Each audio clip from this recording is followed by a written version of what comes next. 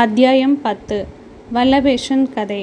இக்கதையை கேட்ட நாமதாரகன், ஓ சித்தரே, ஸ்ரீ குரு அவர்கள் கிருஷ்ணா நதியில் இறங்கி வேறொரு இடத்தில் நரசிம்ம சரஸ்வதியாக பிறந்த பின்னும் குருவாபுரத்தில் தங்கி அற்புதங்கள் பல நிகழ்த்தியது எவ்வாறு? இதனை எனக்கு தெளிவுபட உரைக்க வேண்டும் என வணங்கி கேட்டான். சித்தரும், நாமதாரகா, குருவின் சக்தி பற்றி நீ வினவுகிறாய். அவர் எங்கும் நிறைந்தவர், எவ்வுருவமும் எடுக்கக்கூடியவர். பகவான் விஷ்ணு பார்கவ அவதாரம் செய்ததை நீ அறிந்திருந்தால் அவர் இன்றும் சிரஞ்சீவியாய் வாழ்ந்து கொண்டிருப்பதையும் தெரிந்து கொண்டிருப்பாய். பின்பும் அவர் ராமனாய், பலராமனாய், கிருஷ்ணனாய் பல அவதாரங்கள் எடுத்ததையும் அறிவாய் அல்லவா?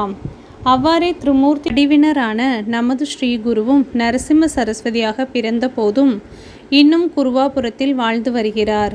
அழியக்கூடிய மானுடனான என்னால் ஸ்ரீபாதர் வாழும் குருவாபுரத்தின் மேன்மையை பற்றி கூற இயலாது. ஆயினும் ஸ்ரீபாதர் தமது அடியவர்களை எவ்வாறு முயன்று காக்கின்றார் என விளக்கும் ஒரு நிகழ்ச்சியை கூறுகிறேன். ஒரு கிராமத்தில் கஷ்யப கோத்திரத்தைச் சேர்ந்த வல்லபேஷன் என்ற அந்தணன் வாழ்ந்து வந்தான். தெய்வ பக்தி உடைய வியாபாரியான அவன் ஒவ்வொரு வருடமும் குருவாபுரத்திற்கு சென்று வழிபட்டு வந்தான். ஒரு சமயம் தனது வியாபாரத்தில் வேண்டிய அளவு செல்வம் சேர்ந்ததால் குருவாபுரத்தில் 1000 அந்தணர்களுக்கு இச்சா போஜனம் செய்விக்க எண்ணம் கொண்டான். விரும்பியவற்றை படைத்தல். அந்த ஆண்டு அவன் வியாபாரத்தில் 4 மடங்கு அதிக லாபம் பெற்று நிறைய செல்வம் சேர்த்து கொண்டான். அதனை எடுத்துக்கொண்டு தனது விருப்பத்தை நிறைவேற்ற எண்ணம் கொண்டு குருவாபுரம் நோக்கி யாத்திரை தொடங்கினான். இவன் ஏராளமான செல்வத்தோடு செல்வதை எவ்வாறோ அறிந்த சில திருடர்கள் நட்புடன் பழகி அவனுடனே யாத்திரையை மேற்கொண்டனர். ஒரு நாள் ஓய்விற்காக ஒரு காட்டில் தங்கிய போது திருடர்கள் வல்லபேசனை கொன்று அவனுடைய செல்வத்தை கொள்ளையடித்தனர். அது சமயம் ஸ்ரீபாதர் தனது திரு உருவான தத்தாத்ரேயரின் வடிவம் தாங்கி கையில் தண்டு, கத்தி, திரிசூலம், கேடயம் ஆகியவற்றால் திருடர்கள் யாவற்றையும் கொன்று அளித்தார். அக்கூட்டத்தில் கொல்லாது விடுபட்ட ஒருவன் மற்றிலும் இறைவனிடம், கருணை கடலே, இறைவா, சகலமும் அறிந்த நீர் என்னை மன்னித்தருள வேண்டும்.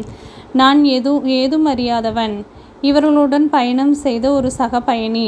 திருடர்களுக்கும் எனக்கும் எந்த தொடர்பும் இல்லை. என்னை காப்பாற்றுங்கள் என வேண்டி கண் கலங்கி நின்றான்.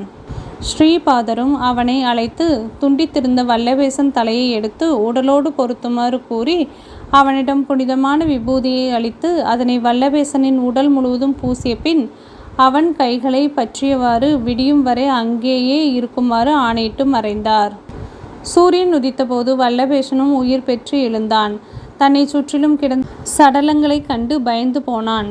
தன்னுடன் இருந்த மனிதனை இது பற்றி கேட்டதும், ஓ வல்லபேஷா, நம்ப முடியாத நிகழ்வுகள் நேற்றிரவு நடந்தேறின. பெரும் தவமுனிவர் ஒருவர் தனது திரிசூலத்தினால் இவர்களை எல்லோரையும் கொன்றார். உனக்காக என்னை கொல்லாது விட்டு உன் உடலில் புனிதமான விபூதியை பூசச் சொல்லி உன் கைகளை பிடித்தவாறு அமர்ந்திருக்கச் சொன்னார். உயிரற்ற உன் உடலில் உயிரை புகுத்தியுள்ளார். அவர் ஜடாமுடியுடன் விபூதியை உடல் முழுவதும் பூசியும் தெய்வீக ஆயுதங்களோடும் விளங்கினார். நீ அந்த இறைவனின் உண்மையான பக்தனாக இருக்க வேண்டும். எனவே உன்னை காக்கும் பொருட்டு அவர் இறங்கி வந்திருக்க வேண்டும் என்றான். வல்லபேஷன் ஸ்ரீபாத குருவே தன்னை காப்பாற்றி இருக்க வேண்டுமென உணர்ந்தான். ஆனால் அவர் உண்மையான பக்தனான தனக்கு தரிசனம் அளிக்கவில்லையே என்று வேதனைப்பட்டான். பின் தனது செல்வத்தை கொள்ளையரிடமிருந்து சேகரித்து கொண்டு குருவாபுரம் சென்று தனது பிரார்த்தனையை நிறைவு செய்தான். திகம்பரா திகம்பரா, ஸ்ரீபாத வல்லப திகம்பரா, திகம்பரா திகம்பரா, அவதூத சிந்தன திகம்பரா என்று துதித்தால் அவரின் ஆசி கிடைக்கும். இவ்வாறு ஸ்ரீகுருவை சரணடைந்தவர்களை அவர் இடையராது காத்து அருள் புரிகின்றார். இதன் பிறகு நான் சொல்ல போகும் சரித்திரம் இன்னும் சுவைமிக்கது. கவனமுடன் கேட்பாயாக என்று சித்தர் கூறினார்.